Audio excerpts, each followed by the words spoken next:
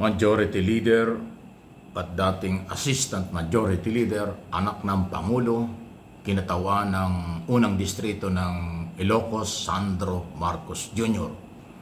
Voluntary haharap sa Independent Commission for Infrastructure para siya ay sumailalim sa mga investigasyon. Formal na po kasing sumulat ang anak na panganay ng Pangulong Marcos para kanyang personal na harapin at willing siyang marap at sagutin ang gustong mga itanong. Para malinis ang pangalan at ang sinasabi ng Batang Marcos, kung meron mang ebidensyang magpapatunay sa may kinalaman, kanya sasagutin ito.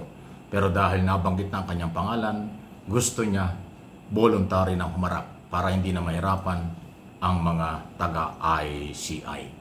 Maganda pong halimbawa ito.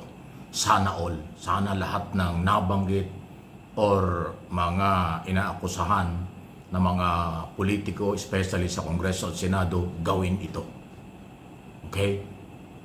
Alam niyo kung bakit? Ngayon lang po kasi naging majority leader si Sandro Marcos ngayong 20 Congress. Noong 19 Congress, na ang speaker ay ang kanyang pinsan si Martin Romualdez, siya ay assistant majority leader lang. Ang akin pong ipinagtataka, hindi ko sinabing sila may kinalaman. Bakit si Saldico ang daming sinasabing kung ano-ano, karamihan ay palpak? Eh bakit hindi niya mabanggit ang kahit na sinong deputy speaker at majority leader noong 19 Congress? Bakit ang tinutukoy lang niya, kaya mahirap paniwalaan ay si speaker lang at si Pangulong Marcos? Alam po ninyo, ang mga deputy speaker, super power yan. Malapit yan sa speaker. Pag malapit ka sa speaker, malapit ka sa gobyerno, siyempre, nagiging priority kayo sa inyong mga request ng mga project. Imposibleng wala silang nadalang project sa kailang mga distrito. Bakit hindi binabanggit yan ni Saldico? Pati yung majority leader. Yung dating majority leader, tapos na, graduate na. Ngayon eh, baka kung nasa saan, yung taga Sambuanga, si... nalamutan ko yung majority leader Congressman Dapili ba yun? Oh, di ba sinasabing madalas yung small committee ay binuo at ito ay control ng chairman ng Committee on Appropriation, Saldico ng panahong yon, ng minority leader at ng majority leader? Ay bakit yung mga mai-influence ang congressman yan? Hindi po nababanggit ng mga nag-aakusa. Ang media lang ang meron sa pantaka na baka merong kinalaman ng mga ito dapat imbestigan, katulad nung pumutok na balita. Si Congressman Dong Gonzales ng Pampanga, Senior Deputy Speaker. Ayan, napapag-usapan na, di umano bilyon-bilyon din ang kanyang nadalang project sa kanyang distrito, pero contractor din. Meron para siyang sariling kontraktor. Kaya labas na labas talaga yung contractor. Ay ilan ang Deputy Speaker? 6 yata yan o 8. Bakit hindi mabanggit ni Saldico? Eh lahat naman dumadaan sa kanya yan. Pagdating sa budget, lahat ng congressman ay lalapit sa chairman ng komite. Kaya nga, para po sa inyong kaalaman, ang Committee on Appropriation ang pinaka-ma-influence ng komite. At yan ang pinakamaraming member, halos lahat ng congressman member ng komite niyan. Higit sa lahat, napakarami din po dyan ng vice chairman. May senior vice chairman kung ano-ano. Bakit yung mga vice chairman ng komite niyan?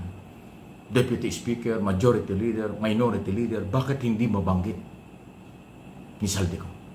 O yung iba pang congressman na kanyang mga kaibigan na bigyan ng pabor sa realignment, insertion ng budget? Yun ang tanong natin eh. Okay lang si Speaker, banggitin niya dahil talagang alam ni Speaker yan. Hindi pwedeng hindi alam ng Speaker ang mga nangyayari. Siya ang Speaker eh. Pero yung idamay mo yung Pangulo, tapos yung ibang mga kasamahan mo, wala kami naririnig. So ano yun? Anong katarungan ang tinutulak? Wala. Eh itong si Congressman Marcos, kaya sabi ko maganda yung ginawa. Hindi siya pinatatawag, nabanggit ng pangalan, kaagad-agad sumulat para siya ipagbigyan. Nawiling siya kumarap sa anumang mga pagtatanong ng komite, ng komisyon. ICI. Ang ganda nun. So kung nagawa ni Congressman Marcos na voluntaryong isumiti ang sarili, bakit hindi magawa ng iba? ng mga Deputy Speaker, Vice Chairman ng Committee on Operation, at Majority at Minority Leader. So yun po yung aking tinatanong at paniniwala. Sa tagal ko pong reporter sa Kongreso, halos 10 taon, alam ko ang galaw dyan. Talagang pag malapit ka sa Speaker, meron kang posisyon. Pag may posisyon ka, malapit ka sa kusina, malapit ka sa partihan ng pera para sa mga project na madadala sa kanilang mga distrito. Pero ang tanong, bakit ang mga sumasabit lang at nababanggit na mga pangalan, karamihan ay party list congressman?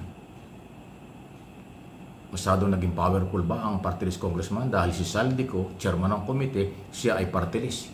Nabigyan pa ng priority ang party list? Palagay ko hindi. Dahil nung araw hindi naman lahat ng oras others nga ang tingin ng mga district congressman sa mga party list. Parang party list ka lang, kami district congressman, pero nag-aaway dati sila ganyan, pero ngayon hindi na ganun. Pare-parehas. Actually, ang party list, nationwide pa nga ang cover niya. So, bakit sila bibigyan ng pabor? Yun naman mga party list, ano naman, di ba marginalized sector kayo? Kayo pala yung nag-party list para lang magpayaman.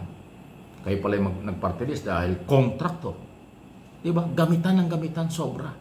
Hugas kamay, iwasan ang iwasan, puro denial, puro pagkukunwari, pero ang pera ng bayan, nasaan?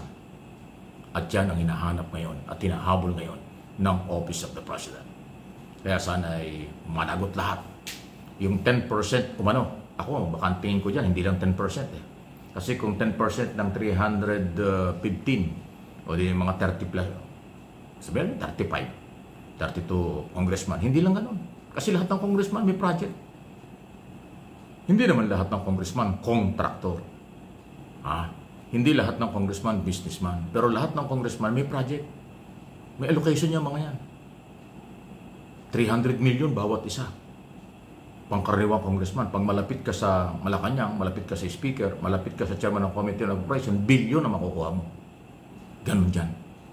So, lahat ng congressman may project. Kasi kung wala kang project, paano ka pa naging congressman? Kasama yan sa mga binibigyan. 300 million nga eh.